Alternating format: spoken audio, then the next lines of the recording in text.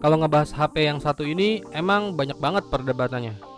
Dari mulai awal saat peluncurannya itu udah banyak banget menuai kritikan. Itu semua karena kendala di HP ini. Nggak tahu quality controlnya yang kurang rapi atau emang sengaja diluncurin. Yang penting HP harga terjangkau dengan spesifikasi yang tinggi. Sampai banyak yang beranggapan HP ini tuh gacha, alias yang dapat bagus ya bagus, kalau yang dapat banyak minus ya lagi apa sekali. Nah, ini dia Poco F3. Tapi Poco F3 yang gue punya ini adalah Poco F3 batch ke-6 ya.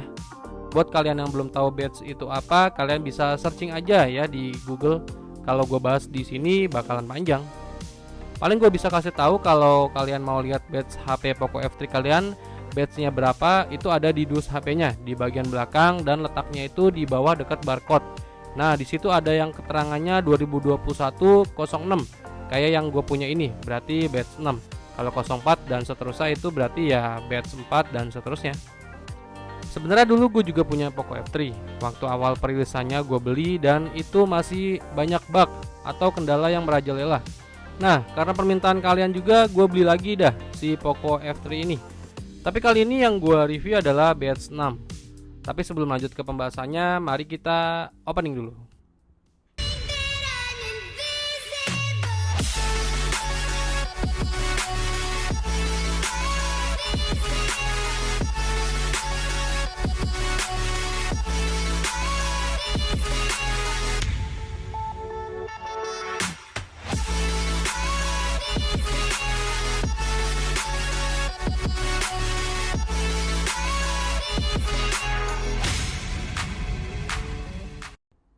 Di sini gue mau sharing nih gimana performa dan experience penggunaan gue selama memakai Poco F3 batch 6 ini.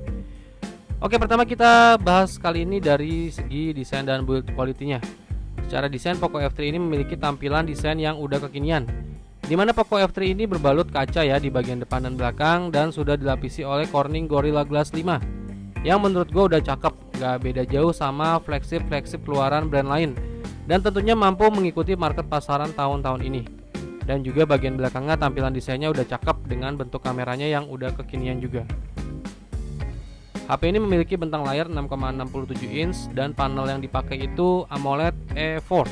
Resolusinya Full HD+, refresh rate 120Hz, udah mendukung HDR10+, dan tingkat brightness-nya yang mencapai 1300 nits. Ada 3 pilihan warna yang disediakan, yaitu biru, dan ada juga warna putih dan warna hitam. Untuk kualitas layarnya di HP ini gue bisa bilang udah cukup tajam dan ngegonjreng ala Super AMOLED, yang dimana HP ini memiliki reproduksi warna yang udah cukup hidup. Di sini overall gue nggak ada masalah sama sekali sama layar di Poco F3 ini. Jujur aja waktu gue beli Poco F3 batch awal pada saat pertama kali rilis, bug atau kendala itu adanya screen dimming itu udah pasti, dan hampir semua user pengguna Poco F3 merasakan bug itu pada saat awal perilisan. Kedua, layar Grand Tint, tapi di HP yang gua pakai ya nggak ada. Ketiga, touch delay, itu hampir semua user ada, belum lagi black crash. Dan keempat, speakernya yang katanya Dolby Atmos, tapi gua nggak ngerasa speaker Poco F3 itu Dolby Atmos. Itu semua waktu awal perilisannya ya, pada saat gua punya pertama kali itu rilis. Tapi setelah gue punya Poco F3 yang batch 6 ini, semua kendala itu hampir nggak gua temuin, alias nggak ada sama sekali. Ya mungkin menurut gua ya biasalah awal-awal perilisan HP, apalagi merek Xiaomi atau Poco yang biasa peluncuran awal-awal itu seakan dibuat tester publik dulu. Baru ketika kita konsumen pada teriak, baru dah tuh pabrikan memperbaiki di mana aja kendalanya. Itu cuma menurut gua aja sih. Tapi kalau berbeda atau punya pendapat lain, boleh kita bahas sama-sama lah di kolom komentar ya.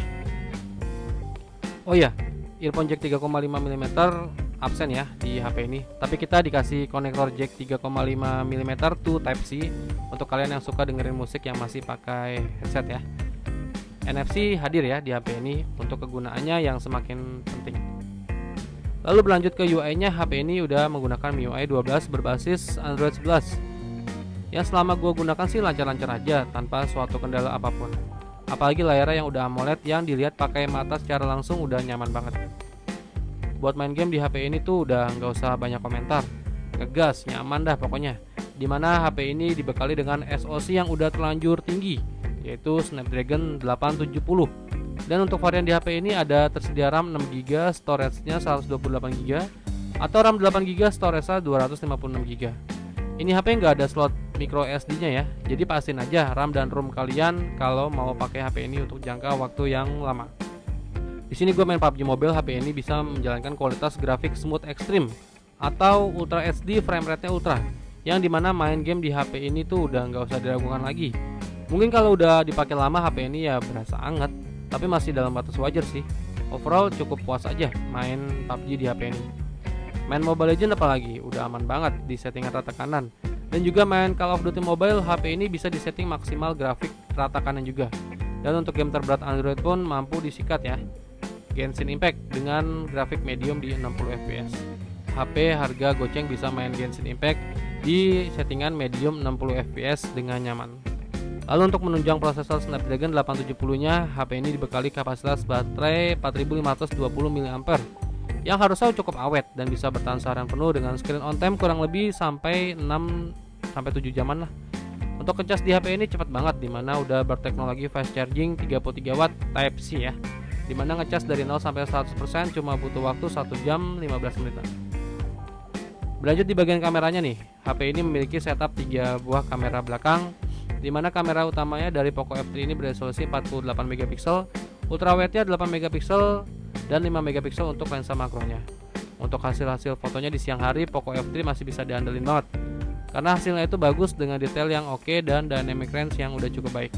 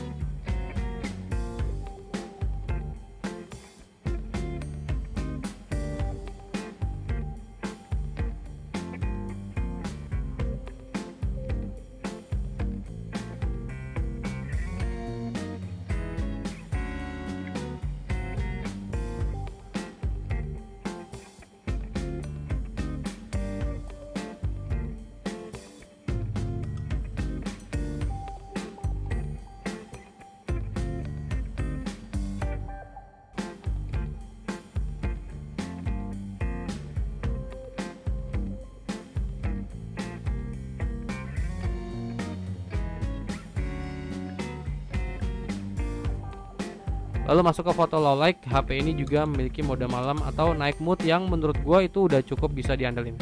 Menurut gue pada saat menggunakan night mode itu hasil warna dan detailnya masih cukup terangkat.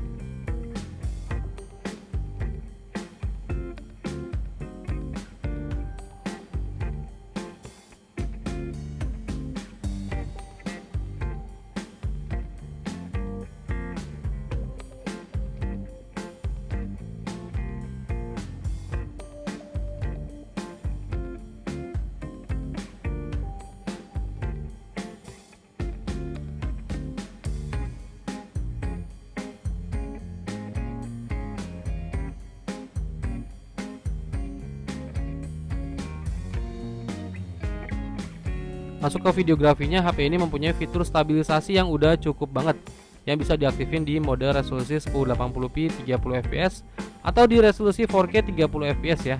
Detailnya tajam, perekaman videonya juga udah stabil.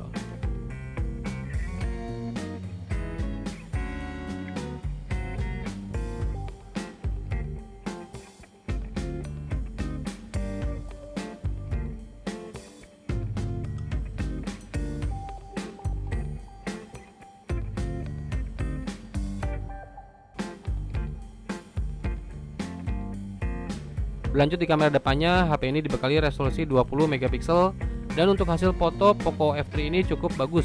Di mana hasil foto kamera depannya itu cukup detail ya. Warnanya bagus dan memiliki mode potret yang udah cukup rapi.